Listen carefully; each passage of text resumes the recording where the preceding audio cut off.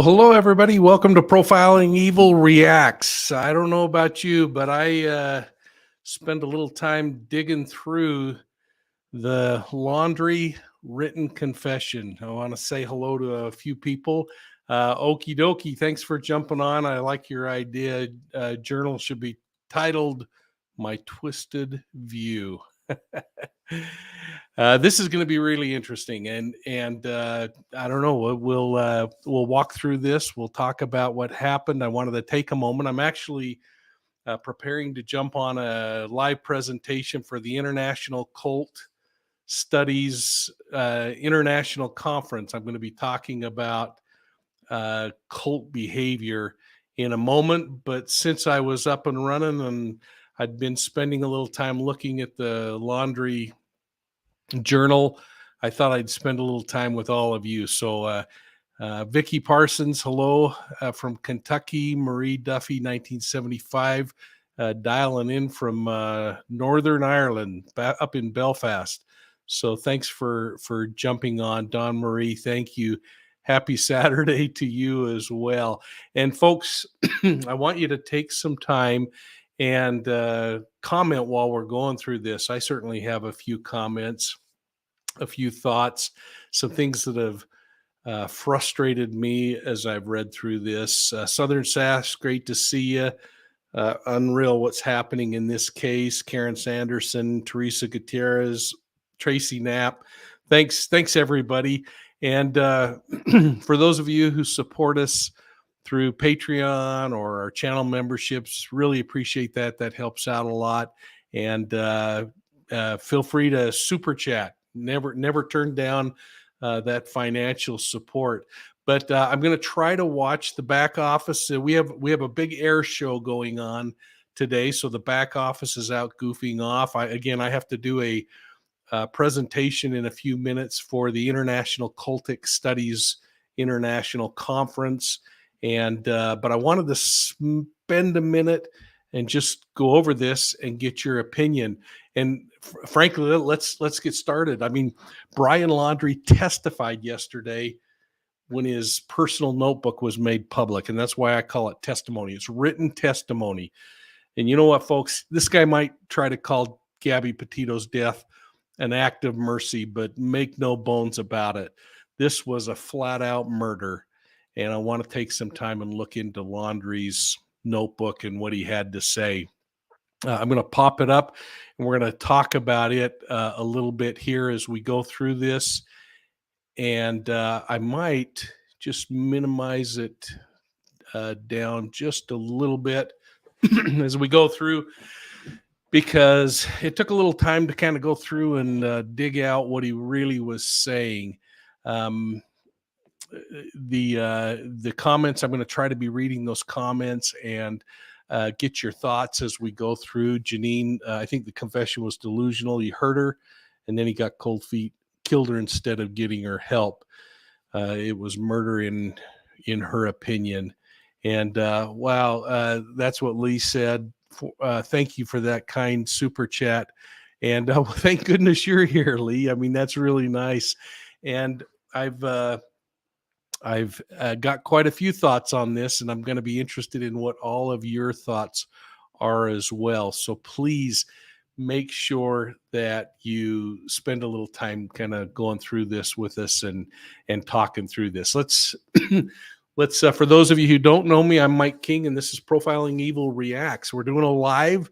We don't do them very often on Profiling Evil, but I wanted to take a minute and do that. And I hope you will take a minute and hit that like and subscribe button and ring the bell and all of that so you get our notifications. But let's take a minute and look inside Brian Laundrie's mind. And you've heard me on Profiling Evil spend a lot of time talking about criminal behavior. And you're going to hear jets in the background. Again, we've got the air show going on, so periodically they fly directly over the house and it gets a little noisy. So please forgive me for that. But I thought it would be much easier to just reread his confession. It's what's found inside this 8-page document that was recovered. The lawyers released it yesterday, and so we'll kind of go through it, and you can kind of reference and look over if you want. I'm not going to probably keep right on top of which page is where, but we'll go forward with that. And Lisa, I live next to an Air Force base, so the Navy's out today. It's the Air Force Thunderbirds, so we'll we'll go forward though from here. So let's get started. This is again the 8 pages of his notebook that were released by the Laundrie family attorney. And it reads, and we're going to start right at the beginning. So let me just kind of flip back here to kind of give you some reference. He says, Gabby, I wish I was right at your side. I mean, how many of you are wishing that were the case as well early on? I mean, but she was still alive. He says, I wish I could be talking to you right now. I'd be going through every memory we made. And I hope I don't put inflections in here that show too much of my sarcasm, because I had a hard time swallowing this written confession, which was more of a manifesto and a justification, in my opinion. But again, let me get started. Gabby, I wish I was right at your side. I wish I could be talking to you right now. I'd be going through every memory we made, getting even more excited for the future. But we lost our future. He goes on to say, I can't live without you. I've lost every day could have spent together, every holiday. I'll never get to go play with, and it's ineligible what he's written there, but I'll never get to go hiking with TJ. Then he goes on and says more, but I want to pause for a second here and kind of get your opinion. But I think this is an interesting start to a written confession. We have to consider it as his confession if he'd ever gone in and had the courage to meet with police. This couple didn't lose anything, in my opinion. Now, regardless of what Gabby's mental state was, and frankly, I think her mental state was fragile. We saw that in Moab. I actually have images from when she went through my hometown where the butterfly photographs were taken. She clearly was struggling emotionally. It's something that could have been negatively created by the months of what I believe were physical and verbal abuse. They didn't lose anything, folks. Gabby lost. She was murdered, and she was left displayed in the woods in a national park. And I'm just going to pause there for a second and see kind of what the comments are here. But for instance, Rosa Ricardo, his reasoning is preposterous. Even if he'd been on the north face of the Eiger with her, it wouldn't have been necessary to murder her. Man, isn't that something? And thanks for that comment. And again, folks, if you feel inclined to do it, a super chat is always appreciated and helps us kind of cover the costs of things here at Profiling Evil. Let's see here. I like this comment from Jerry Kroc. Sounds very much like the self-serving excuses of someone who was supremely selfish. And Jerry, I want to take that and go on a little further with some of his comments, because he continues. Now, these are in quotations from what he's indicated in this, again, manifesto or his comments. He said, I loved you more than anything. I can't bear to look at our photos, to recall great times, because it's why I can't go on. And then he gets really sentimental here. He says, when I close my eyes, I will think of laughing on the roof of the van, falling asleep to the side of something at Crystal Geyser. I will always love you, close quote. You know what? I don't have any doubt at all that when he closed his eyes, he had memories of things that were special and good. He doesn't want to remember the fact that he put his hands around her throat and took her life away. And it is so frustrating to me when there's this attitude of, let me give you all the reasons why this happened, and somehow you're gonna think it's okay. I don't get it. Vicky, this is interesting. He was still love bombing her. Insidious behavior.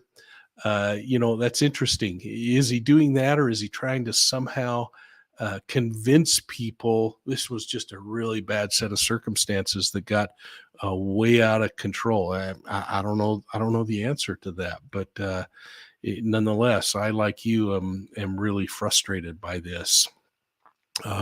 Heidi, he's a narcissist. He's only thinking of himself and glorifying the past.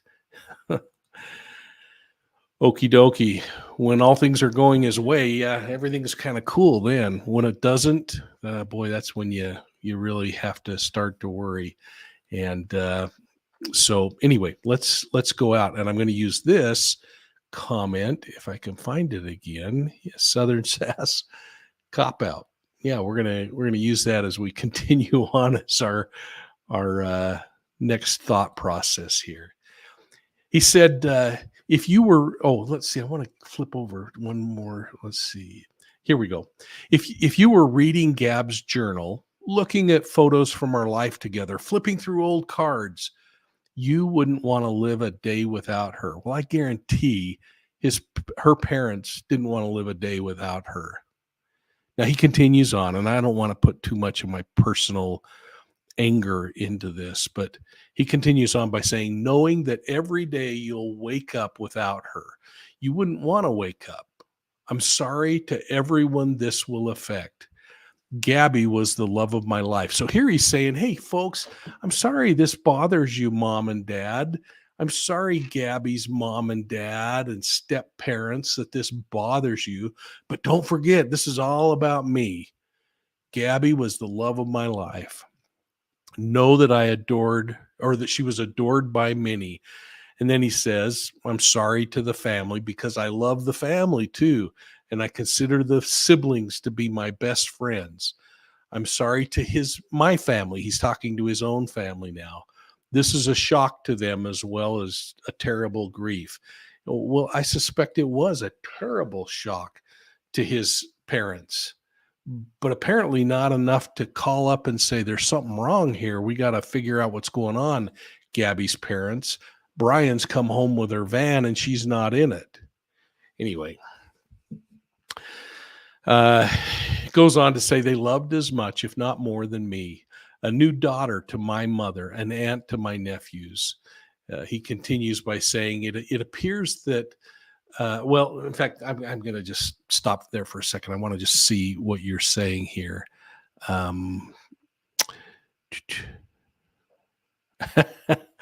Mary T, this is not good enough for a B movie script. You know what? This is really tragic, and I'm grateful that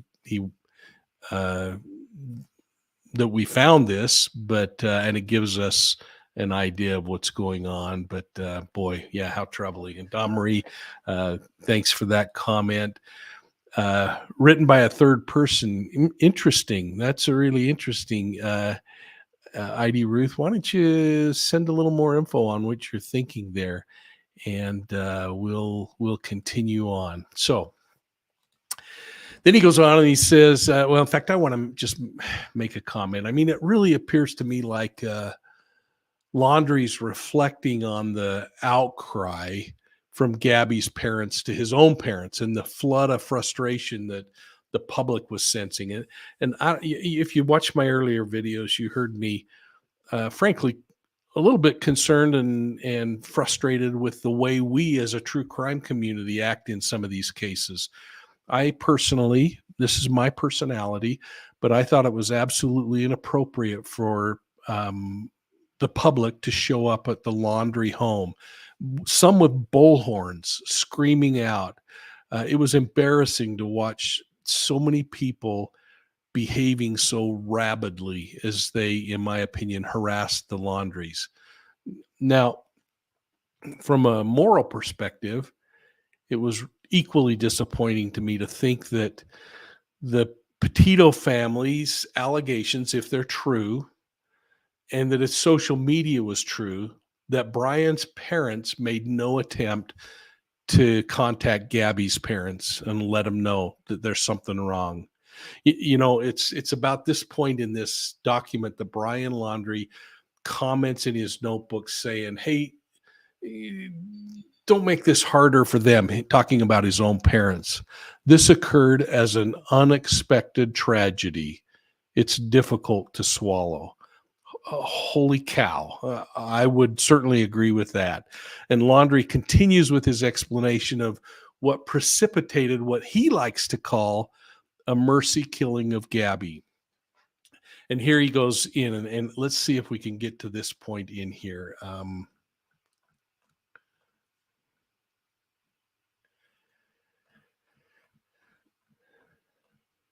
I don't have my glasses, but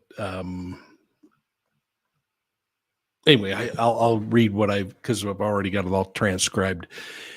He says, and this is quote, rushing back to our car, trying to cross the streams of something before it got too dark to see, too cold. He continues, I heard a splash and a scream. I could barely see. I couldn't find her for a moment and shouted her name. I found her breathing heavily, gasping, something illegible written there. She was freezing cold, the blazing hot national parks in Utah. Well, this is kind of weird to me, folks, because if this is part of a manifesto of why I had to kill her, the freezing or hot national parks in Utah is not the Grand Teton National Forest. That's where he killed her. Unless for some reason they're suggesting something different, but it just absolutely makes no sense. And it's malarkey when you think about it. He's saying she was freezing cold, blah, blah, blah, the blazing hot national parks in Utah. The Grand Teton National Forest is a long ways north of Moab. I'm guessing out loud. In fact, I'm going to just look it up here real quickly. How far from Moab to Grand Tetons? So here you go. It's 485 miles. What on earth is this yammering about? The temperatures are in Utah cold and she was freezing. And this is the reason why I felt like I had to kill her. Let's go on. He says the temperature had dropped to freezing and she was soaking wet. I carried her as far as I could from the stream toward the car, stumbling, exhausted, in shock when and again, another unintelligible scribbling. I knew I couldn't safely carry her. Then, by golly, drag her. Don't murder her. He says, I started the fire and I spooned her as close to the heat. And I don't know what he means by that, unless he's thinking he got down and tried to snuggle up close with her, that spooning that you hear people talk about, or if spooning her close to the heat means he just tried to get her close to the fire. He says she was so thin, had already been freezing too long. Well, you know what? This is, again, a bunch of malarkey. Number one, if you are concerned in trying to get somebody to medical care, and she wasn't that far from the van where her body was discovered, you don't sit down and build a fire and snuggle up next to the fire and try to warm her up. And you don't say, well, I just kind of got tired and then you run back, get your phone and call for help, or you flag somebody down, or you do something else. Again, I don't think you put your hands around her neck and murder her. Carrying on. He says, I couldn't at the time realize that I should have started the fire first, but I wanted to get her out of the cold and back to the car. From where I started the fire, I had no idea how far the car might be, only knew that it was across the creek.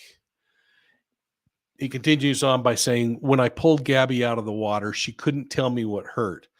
She had a small bump on her forehead. That eventually got larger. Her feet hurt. Her wrist hurt, but she was freezing, shaking violently. While carrying her, she continued to make sounds of pain. Laying next to her, she said little. Now, so that kind of takes us back to that spooning thing that he probably did try to lay next to her. I wonder if she was even alive when that part of the fantasy happened. Laying next to her, she said little, gasping between violent shakes, gasping in pain, begging for an end to her pain.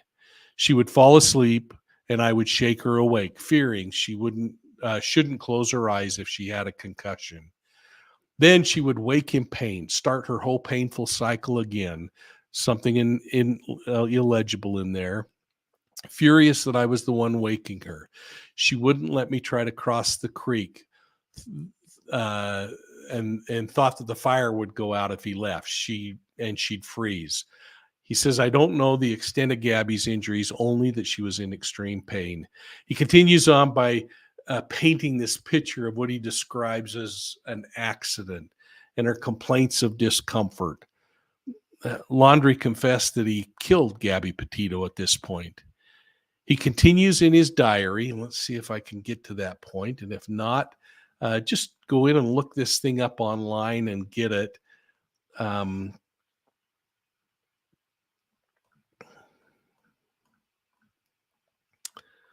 Well, at the end of this, he does. I think it's just before this, but I'm not going to flip through that again, my vision. But he says, quote, I ended her life. I thought it was merciful, that it was what she wanted, but now I see all the mistakes I made. I panicked. I was in shock. But from the moment I decided to take away her pain, I knew I couldn't go on without her. Then he goes to this point. I rushed home to mommy and daddy. Well, he doesn't say that. I said that. I rushed home to spend any time I had left with my family. Oh, man. Okay, folks, what Laundrie isn't saying here, and what he didn't say then was, I mercifully ended her life, and I went out and I contacted the authorities to recover her body. He doesn't say that. He doesn't send police or Gabby's family an anonymous note to tell them where they could find her body. Instead, if you remember and if you go back, he feigns text messages to her family on her phone that they're doing things. And then what's more, he drives her vehicle, uses her credit card, and makes his way home to his parents, where he could selfishly spend time with his family and, in my opinion, start to work out what his escape plan is. Let me pause there for a minute. I want to go back because, Heidi, I think you're absolutely right. He could have gotten some blankets from the van. He could have called and got help. He could have turned on his car and started honking the horn. There were a lot of things that he could have done, and it's really difficult. P. Jones, blunt force trauma, sounds like he was hitting her in the head with a rock. I don't know about any of that, P. Jones.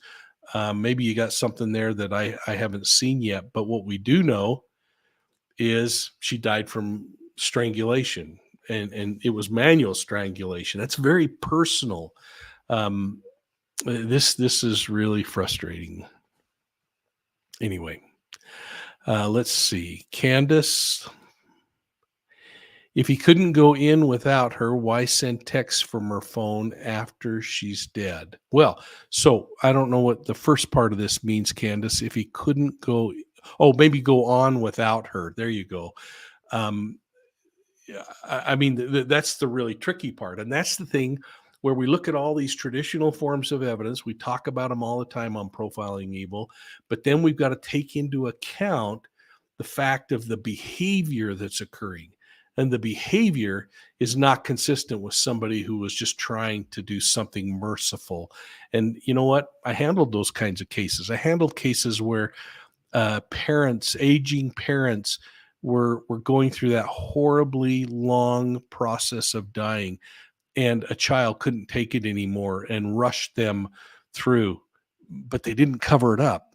Well, I guess maybe some did. I don't know. But yeah, I don't know. True crime girls, yep, sends texts from her phone, uses her bank card, goes all the way to Florida. And then here, it's where I'm scratching my head.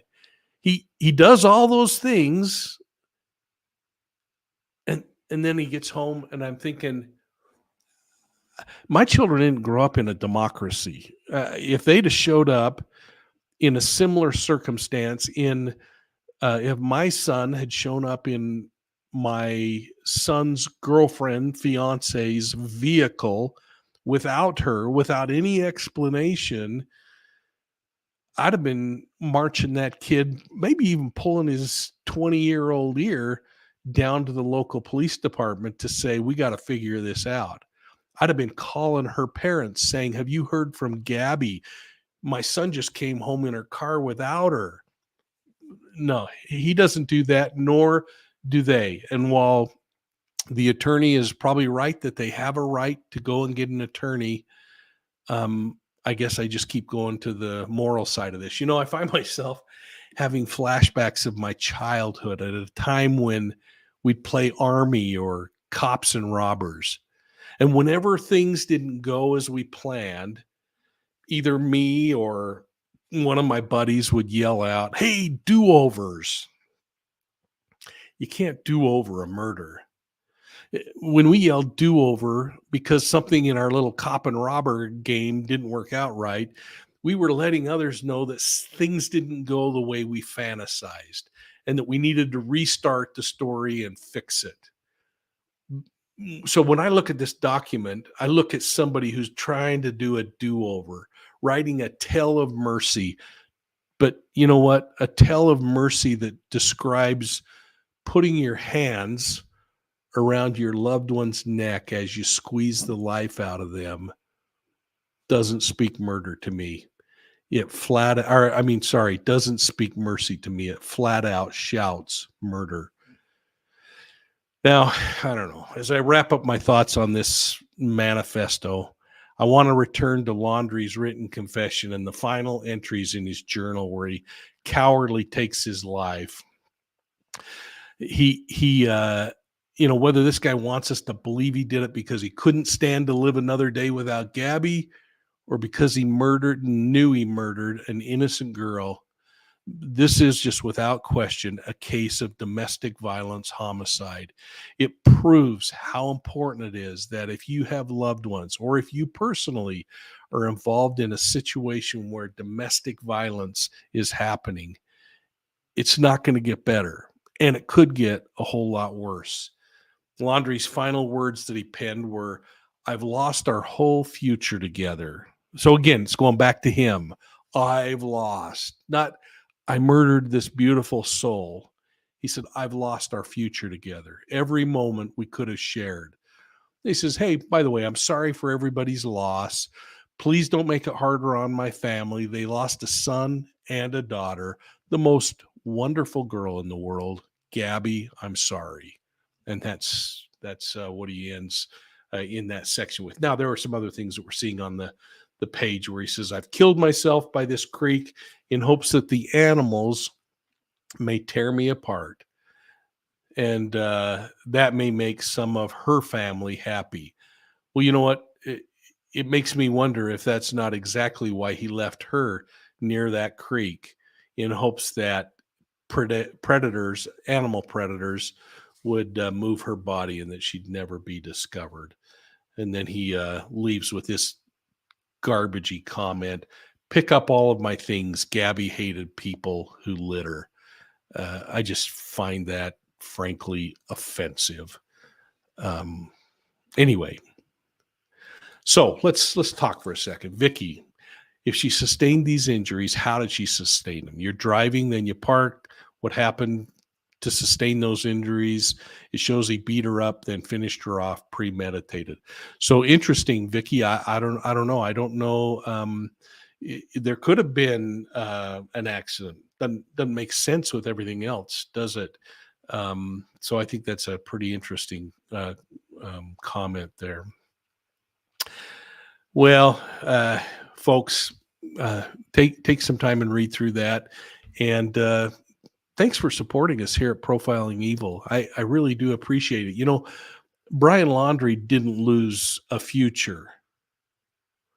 This guy purposely took the life of Gabby Petito, and then he selfishly left her lying in that open wasteland. And I'll tell you what, this is in my backyard. I know those areas. I know the area where this murder occurred. I knew the area in Moab where they were. Uh, this was a rugged place. He left her there, hoping that he'd get away with murder. And while he might have avoided public sentencing, here's my personal belief system coming into play. I believe that he's got a lot bigger issue with judgment in what's going to happen now in his life as it continues on. So what are your thoughts on this, folks? I hope you'll put it in the chat. And for those that are watching this after the fact, please put it in the chat and look at each other's chats. Make sure you're sharing comments and responding to others. Here's the question I got for all of you, and I'm going to watch and we're going to answer and talk a little bit here.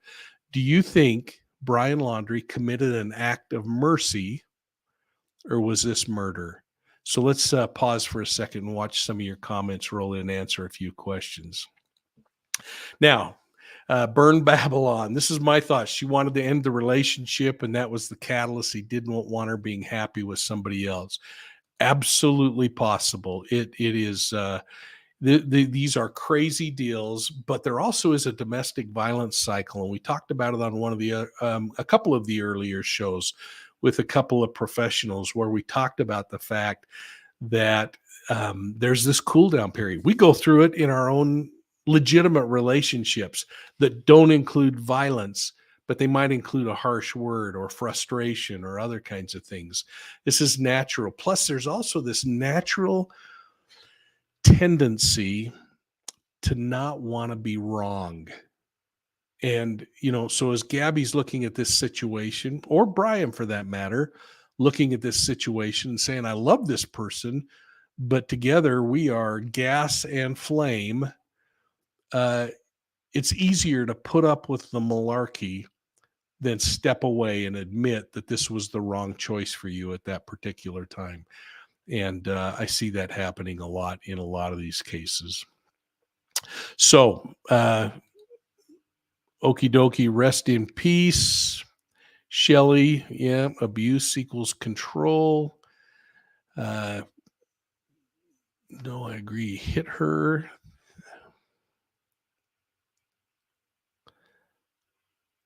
Here's an interesting question. Was the handwriting checked? Because this could have been written by somebody else. Barbie Lynn, I am quite confident that they would have compared this against other things that Brian had written. Plus, keep in mind the remote nature of where he was and the intimate detail that's included in some of this. So you bring up a really valuable point, though, and that is that we cannot judge anything on one form of evidence. But as we put all of this together in totality, we start to get a picture that makes a lot of sense. Razor says Gabby was the abused woman. The police body cam noticed the size of his hands and his movements. This is talking about Moab, I think. Interesting. Yeah. What was it? Was it murder? Let's see here. Connie believes that Gabby was trying to get away from him and get on with her life. Interesting, but you notice she had a chance in Moab. That domestic violence cycle came right back together, and darn it. Shelley, I like this comment. Blaming her for ending her life is hogwash. Yes, it is. Oh, man. And this was a good comment I saw pop by. True Crime Girl, a toxic relationship. Yeah. And you know what? We've all found ourselves when we're going through the dating process, and sometimes we end up, some people do. I mean, I'm now in my 45th year of marriage. I somehow have been incredibly fortunate. But some families just live in absolute terror. So it'll be interesting. Well, there you go. I don't want to take too much of your time other than to tell you how much I appreciate your support of Profiling Evil. And again, I hope you're hitting that like and subscribe button. We really appreciate all that you do and the comments that we receive from you. I appreciate the emails. And if you haven't gone over to Profiling Evil and checked out and signed up for our digital newsletter, the B.O.L.O, I'd suggest doing that. Now we try to limit when we send out things on that so that you're not just hammered with digital emails all the time. So it's going to be something that is just hit and miss when we think there's really something important that we'd like to share. Hope you're considering our channel memberships. And in a few hours, I'll have something popping up on Mo Wilson, the murder case with Caitlin Armstrong. I was on News Nation talking through that case. I have another video that I'm popping up to just talk a little bit about the crime recap for this week. That will come up around 2 o'clock today. Probably fire out Mo Wilson's thing on Sunday. And then I head to Canada for work for a week, and I'll probably do something from up there. Who knows? But from all of us at Profiling Evil, I want to say thanks. And I hope that you have a great weekend, that you find an opportunity to dig deeper into this darn case and learn more about it, because this one has been an interesting one from start to finish. So from all of us here at Profiling Evil, thanks and have a great weekend.